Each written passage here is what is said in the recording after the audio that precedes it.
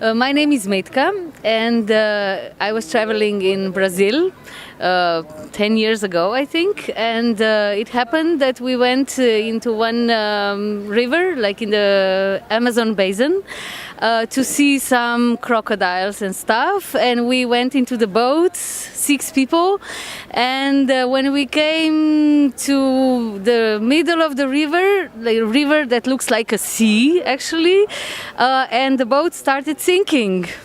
And it really started sinking. It was getting filled with water, and we were going down, and suddenly everybody was in the water.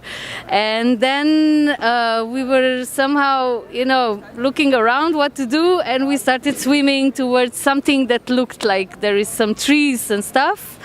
And it took us actually 6 hours to get to that place. And luckily, this is one of the clear rivers in the Amazon basin. So, it was not like we were swimming in mud.